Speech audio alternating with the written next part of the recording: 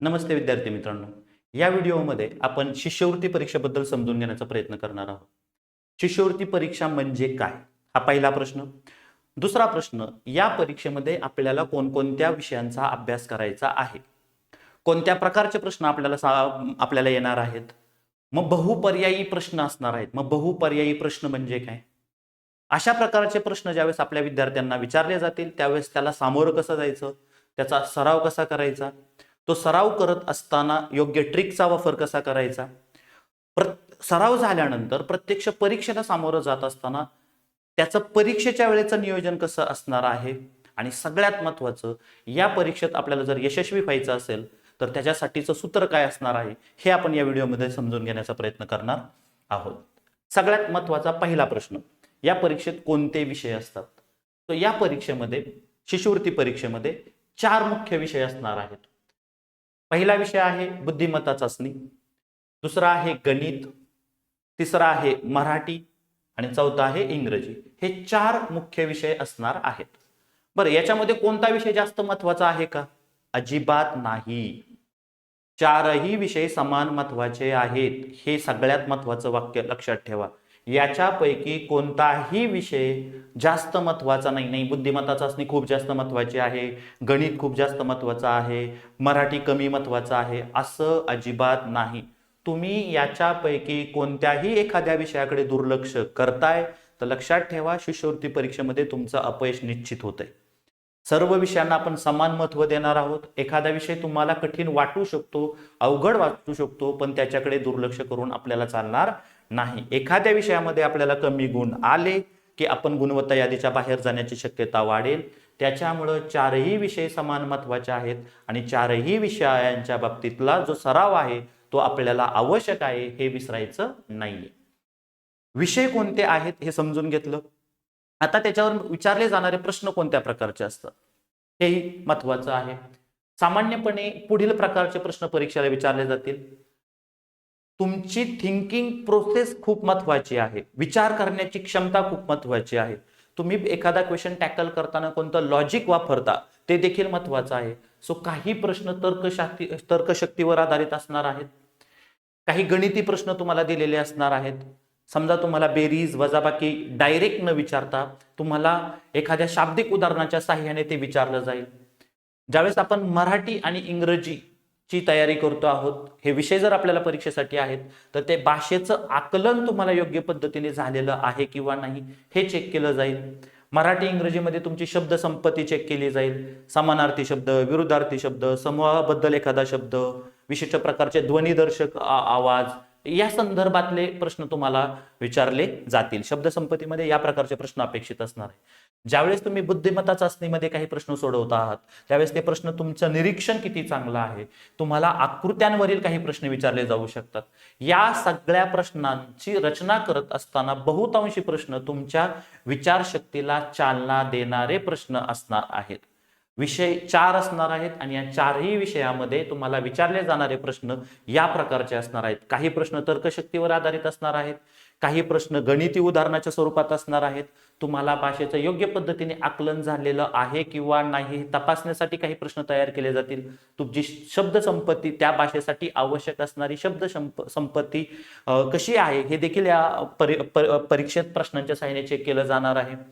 काही प्रश्न जे बुद्धिमत्ता चाचणीमध्ये विचारले जाणार आहेत ते तुमची निरीक्षण शक्ती चेक करणार आहे. तुम्हाला आकृतीवरील प्रश्न सोडवता येत आहेत का हे पाहिलं जाणार आहे. आणि ह्या सगळ्या प्रश्नांचा उद्देश तुमच्या विचारशक्तीला चालना देणं असणार आहे. त्याच्यामुळे फक्त आणि फक्त पाठांतर करून ही परीक्षा उत्तीर्ण होता येणार नाही. सो पाठांतर आणि ह्या परीक्षेचं यश हे समीकरण असणार नाही. या वेगवेगळ्या प्रकारचे प्रश्न आपण जर सोडवतोय तर त्याच पद्धतीने आपला सराव होणं देखील गरजेचं आहे. मग आता जे प्रश्न विचारले जाणार आहेत ते कसे असणार आहेत, तर हे प्रश्न असणार आहेत बहुपर्यायी. आता दुसरा प्रश्न, बहुपर्यायी प्रश्न म्हणजे काय? तुमच्या समोर एक प्रश्न आहे पहा. बहुपर्यायी प्रश्नाचं एक साधं उदाहरण तुमच्या समोर आहे. भारताची राजधानी कोणती? असा प्रश्न आहे. मग त्याच्या खाली मोकळी जागा सोडली आणि तुम्ही त्यात उत्तर लिहा असं अपेक्षित नाही. त्याचे उत्तर असणारे 4 पर्याय तुम्हाला दिले जातील. त्याच्यातून योग्य जो पर्याय आहे तो तुम्हाला निवडायचा आहे आणि तुम्हाला जी OMR आन्सर शीट दिलेली असणार आहे त्याच्यावर तुम्हाला पर्याय बी जर उत्तर आहे तर त्याच्यासमोर सर्कल करावं लागणार आहे. सो हे तुम्हाला सगळ्यात जास्त कळणं महत्वाचं आहे. या परीक्षेतील जे सर्व प्रश्न असणार आहे, सर्वच्या सर्व प्रश्न हे बहुपर्यायी प्रश्न असणार आहे. त्या प्रत्येक प्रश्नासाठी तुम्हाला 4 पर्याय दिलेला असणार आहे. त्या 4 पर्यायापैकी तुम्हाला किती पर्याय बरोबर वाटतात ते महत्वाचं नाही, योग्य आणि सगळ्यात जवळचा योग्य पर्याय तुम्हाला निवडायचा आहे. आणि तो निवडल्यानंतर प्रश्नपत्रिकेत सर्कल करायचं नाही किंवा टिक मार्क करायचं नाही, तर तुम्हाला काय करायचं आहे, जी तुम्हाला OMR उत्तरपत्रिका स्वतंत्रपणे दिली जाते त्याच्यामध्ये योग्य पर्याय, योग्य प्रश्न क्रमांक आणि त्याच्यासमोर त्याचा जो योग्य उत्तर असणार आहे, योग्य पर्याय असणार आहे, तो तुम्हाला काय करायचा आहे, सर्कल करायचा आहे. अशा पद्धतीने तुम्हाला परीक्षेला सामोरं जायचं आहे. सो परीक्षेमध्ये कोणत्या प्रकारचे प्रश्न विचारले जातात हे मी तुम्हाला सांगितलं. हे प्रश्न बहुपर्यायी असणार आहेत. मुख्य प्रश्न, त्याला 4 पर्याय, तुम्ही योग्य पर्याय निवडायचा. इथे सर्कल न करता स्वतंत्र उत्तरपत्रिका दिलेली असेल त्याच्यामध्ये प्रश्न क्रमांक पाहायचा आणि योग्य पर्याय तुम्हाला काय करायचा आहे, सर्कल करायचा आहे. आता ही जी प्रश्नपत्रिका तयार होते, तुम्हाला कोणीतरी सांगेल स्कॉलरशिपची परीक्षा अवघड असते, कोणीतरी म्हणेल स्कॉलरशिपची परीक्षा खूप सोपी असते. नाही, कोणतेही पूर्व गैरसमज घेऊन या परीक्षेला सामोरं जाऊ नका. परीक्षेची जी प्रश्नपत्रिका असणार आहे संतुलित असते. आपण मगाशी पाहिलं तसं सगळ्या विषयांचा समावेश आहे. गणित आहे, मराठी आहे, इंग्रजी आहे, बुद्धिमत्ता चाचणी आहे. मग प्रश्न सगळेचे सगळे कठीण असतात का, किंवा प्रश्न सगळेचे सगळे सोपे असतात का? नाही. काही प्रश्न सोपे असणार आहेत, काही मध्यम स्वरूपाचे असणार आहेत आणि काही क्वेश्चन अवघड देखील असणार आहेत. पण सगळेच प्रश्न अवघड असणार नाहीत आणि सगळेच प्रश्न सोपे असणार नाही. तिन्ही प्रकारच्या प्रश्नांचं योग्य बॅलन्स साधलेला असणार आहे, योग्य संतुलन साधलं असणार आहे. प्रत्येक प्रश्नाला मार्कही समान आहेत. म्हणजे एखाद्या अवघड प्रश्नापाशी किती वेळ थांबून राहायचं हे देखील महत्वाचं आहे, कारण त्याही प्रश्नाला एकच मार्क आहे. तुम्ही 5 मिनिटं फक्त एकच प्रश्न सोडवताय त्याला पण एकच मार्क आहे, आणि बघितल्या 30 सेकंदात एका प्रश्नाचं उत्तर देता येते त्यालाही एकच मार्क आहे. त्याच्यामुळे ह्या परीक्षेमध्ये हे देखील कौशल्य आपल्याला आत्मसात करायचं आहे. कुठला प्रश्न कधी सोडवायचा, एखादा अवघड प्रश्न असेल तिथे वेळ न घालवता पुढे का जायचं असतं, तर प्रत्येक प्रश्नाला समान गुण आहे. प्रत्येक प्रश्न सारखाच महत्वाचा आहे. सोपा प्रश्नाला पण एकच मार्ग आहे आणि अवघड प्रश्नाला देखील एकच मार्ग आहे, एक मार्क आहे. एकाच प्रश्नाला आपण किती वेळ द्यायचा हे देखील आपल्याला कळणं गरजेचं आहे. त्याच्यामुळे प्रश्नपत्रिका शांतपणे पाहणं, आपण कोणते क्वेश्चन्स व्यवस्थित सोडू शकतो तिथेच थांबणं, एखादा क्वेश्चन समजला नाही की लगेच पुढे जाणं, वेळ वाया न घालवता, हे देखील महत्वाचं आहे. आणि याच्यासाठी सराव आणि सरावातून तुमचा जर आत्मविश्वास डेव्हलप झालेला असेल तर या परीक्षेला आपल्याला सहजासहजी सामोरं जाता येतं. आता MCQ परीक्षा आहे हे कळलं. काही प्रश्न सोपे असणार आहेत, काही प्रश्न अवघड देखील असणार आहेत, काही मध्यम स्वरूपाचे असणार आहेत. मग MCQ सोडवायचे कसे असतात, बहुपर्यायी प्रश्न कसे सोडवायचे असतात? सगळ्यात पहिलं, प्रश्न काळजीपूर्वक वाचायचा. प्रश्न काळजीपूर्वक वाचला, एक मनात उत्तर तयार होईल. भारताची राजधानी कोणती? ठीक आहे, मनात उत्तर तयार झालं, दिल्ली. प्रथम स्वतःच्या उत्तराचा विचार करा. तुम्ही एक उत्तराचं जे काय तुमच्या मनात उत्तर असेल ते तयार करा. नंतर काय करायचं, 4ही पर्याय बघायचे. नंतर 4ही पर्याय वाचा. प्रश्न वाचला, तुमच्या मनात त्याचं उत्तर तयार केलं, मग पर्याय वाचा. पर्याय वाचल्यानंतर या पर्यायापैकी योग्य उत्तर काय आहे ते निश्चित करा. दिल्ली हा पर्याय तुमच्या मनात आला, भारताची राजधानी कोणती, तुम्ही ठरवलं दिल्ली. पर्याय वाचले, 2 नंबरचा पर्याय तुम्हाला दिल्ली सापडला. मग आपण जे उत्तर काढतो आहोत ते लक्षात ठेवा, अंदाजाने काढायचं नाही, योग्य विचार करायचा. विचार केल्यानंतर तुम्ही उत्तरापर्यंत पोहोचलात, तुमचं उत्तर निश्चित झालं. OMR आन्सर शीट तुम्हाला दिलेली असते, एक वेगळी उत्तरपत्रिका तुम्हाला दिलेली असते. त्याच्यामध्ये प्रश्न क्रमांक पाहायचा की हा प्रश्न किती क्रमांकाचा आहे, त्याचं आपलं काय उत्तर, योग्य पर्याय आपण निवडलाय तो तुम्हाला काय करायचा आहे, सर्कल करायचा आहे. सर्कल करताना प्रश्न क्रमांक जो आहे तो निश्चित करायचा. नाहीतर असं व्हायचं की तुम्ही प्रश्न क्रमांक 2 वाचताय आणि सर्कल करताय 3 नंबरच्या समोर. असं होता कामा नये. बऱ्याच वेळा विद्यार्थ्याकडून अशा चुका होतात. सो MCQ कसे सोडवणार आहात, प्रत्येक प्रश्न तुम्ही काळजीपूर्वक वाचायचा आहे, स्वतःचं उत्तर निश्चित करायचंय, मग पर्याय वाचायचे. पर्यायामध्ये आपण जे उत्तर निश्चित केले ते आहे का बघायचं, अंदाज बांधायचा. फक्त काहीच विचार न करता अंदाजपंचे काहीतरी उत्तर द्यायचं असं तुम्हाला करायचं नाही, आणि ते उत्तर तुम्हाला OMR आन्सर शीट मध्ये भरायचं आहे. आणि हे करत असताना तीनही प्रकारचे प्रश्न परीक्षेत असतात. सोपे पण असणार आहेत आणि अवघड पण प्रश्न असणार आहे. आणि अवघड प्रश्न मध्येच कुठेतरी असणार आहे, त्याच्या समोर दिलेलं नसणार आहे की हा प्रश्न अवघड आहे. आपल्याला कळलं पाहिजे की ह्या प्रश्नाला आपण जे काही अभ्यास केलेला आहे तो पुरेसा ठरत नाही, तो प्रश्न स्किप करायचा आणि पुढे जायचं, कारण प्रत्येक प्रश्नाला समान मार्क आहे. मग परीक्षेच्या वेळेस आपलं नियोजन कसं असलं पाहिजे? तुम्ही खूप अभ्यास करून गेला आणि तुम्हाला जर परीक्षेच्या दिवशी योग्य नियोजन करता आलं नाही तर आपण कदाचित अपयशी ठरण्याची शक्यता दाट आहे. आपण केलेल्या अभ्यासाचं जर योग्य मूल्यमापन व्हावं असं तुम्हाला वाटत असेल तर परीक्षेच्या दिवशी जे तुम्ही वेळेचं अचूक नियोजन करणार आहात ते खूप जास्त महत्त्वाचं असणार आहे आणि तेच तुमच्या यशाचं गुपित असणार आहे. प्रयत्न करा, पेपर ज्यावेळेस तुम्ही प्रश्नपत्रिका समोर येईल त्यावेळेस पहिल्या टप्प्यामध्ये सोपे प्रश्न सोडवा. प्रत्येक प्रश्न सोडवला पाहिजे असं काही नाही. तुम्हाला वाटतंय की ह्या प्रश्नाचं मला उत्तर येते ते सोडवा. हा प्रश्न थोडा अवघड वाटतंय बाजूला ठेवा, त्याच्या पुढचा प्रश्न क्रमांक घ्या. या पद्धतीने पेपर सोडवा. प्रत्येकच प्रश्न 1 नंबरचा सोडवलाय, 2 नंबरचा सोडवलाय, 3 नंबरचा सोडवलाय, 3 नंबरचा अवघड जात असेल तर वेळ वाया घालवू नका, पुढच्या प्रश्नाकडे जा. सो पहिल्या टप्प्यात सोपे प्रश्न सोडवा. तुम्हाला लक्षात येईल की पेपर सोपा आहे, तुमचा आत्मविश्वास वाढेल. एका प्रश्नावर जास्त वेळ घालवू नका.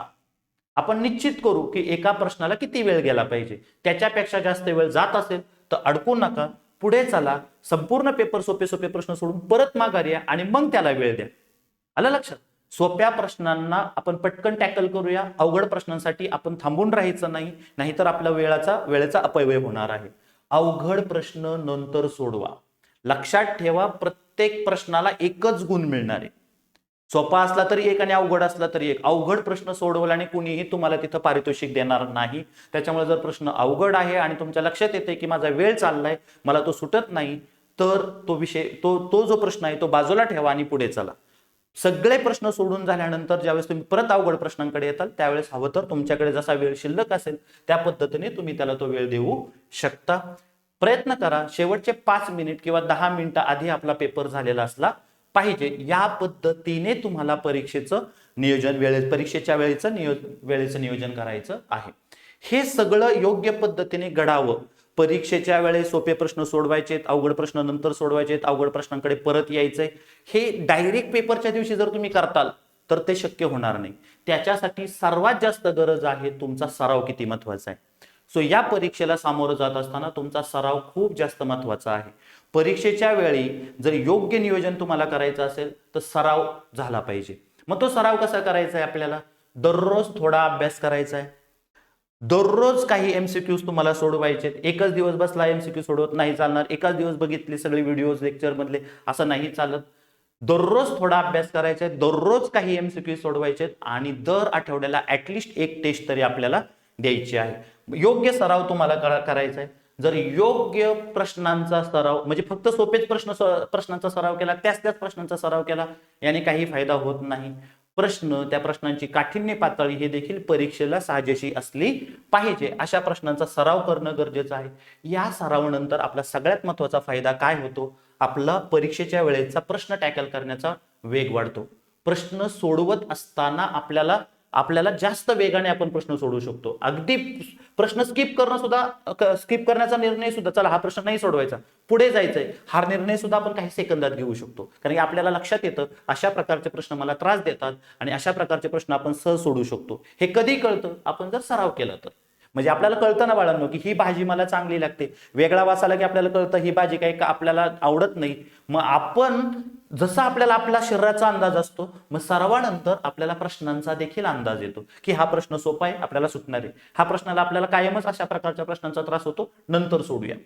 अचूकता वाढते. कोणते प्रश्न योग्य आहेत आणि कोणते प्रश्न अयोग्य आहेत, कोणत्या प्रश्नाचं उत्तर मला जमणारच आहे आणि सगळ्यात महत्वाचं आधी आपण सराव केलेला असल्यामुळं, आधी आपण योग्य त्या ट्रिक्स वापरल्यामुळं आपली उत्तरातील अचूकता वाढते. लक्षात येते? त्याच्यानंतर सरावामुळं आपल्याला माहिती असतं की आपण कोणत्या प्रकारच्या प्रश्नाला सामोरं गेलेलो आहोत. परिणामी आपला आत्मविश्वास वाढतो. म्हणून बाळांनो, आपला आत्मविश्वास वाढणार आहे कशामुळे? तुम्ही जर योग्य सराव करता आहात तर. आणि दर आठवड्याला आपण पेपर देणार आहोत. दररोज आपण काही एमसीक्यू सोडवणार आहोत. जी गोष्ट आपण दररोज करतो बाळांनो, ज्या दर आठवड्याला जर आपण पेपर सोडवणार आहोत तर आपल्याला परीक्षेची भीती वाटेल का? ऑफकोर्स नाही. परीक्षेची भीती आपल्याला वाटणार नाही. म्हणून सराव खूप महत्वाचा आहे. तुमचा परीक्षेच्या क्वेश्चन्स, प्रश्नपत्रिकेला सामोरं जाण्यासाठीचा तुमचं स्पीड वाढणार आहे. तुमची अचूकता वाढणार आहे, तुमचा आत्मविश्वास वाढणार आहे आणि सगळ्यात महत्त्वाचं परीक्षेची भीती तुम्हाला राहणार नाही.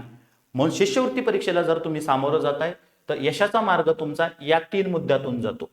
तुम्हाला जर यशस्वी व्हायचंय तर ह्या 3 मुद्द्यांना स्पर्श केल्याशिवाय आपल्याला म्हणजे स्पर्श करावाच लागेल. योग्य नियोजन असलं पाहिजे, नियमित सराव केला पाहिजे आणि याच्यातून तुमचा आत्मविश्वास वाढलेला असेल तर तुम्ही नक्कीच यशस्वी होणार आहात. हे सगळं जर आपण व्यवस्थित फॉलो करतो आहोत तर यश तुमच्यापासून दूर जाणार नाही. या व्हिडिओच्या शेवटी मला एवढंच सांगायचंय, तुम्हाला जर परीक्षा कशी आहे हे कळलेलं आहे, परीक्षेला मुख्य विषय कोणते आहेत हे कळलेलं आहे, प्रश्नाचा सराव कसा करायचा हे कळलेलं आहे आणि यशाची त्रिसूत्री जर तुम्हाला कळलेली आहे, यशाचा मार्ग जर तुम्हाला कळलेला असेल तर तुम्हाला यशापासून कोणीच रोखू शकत नाही हे निश्चित. थांबूया आपण. मी निलेश चिपळकर, परत पुढच्या लेक्चरमध्ये भेटूया. थँक्यू.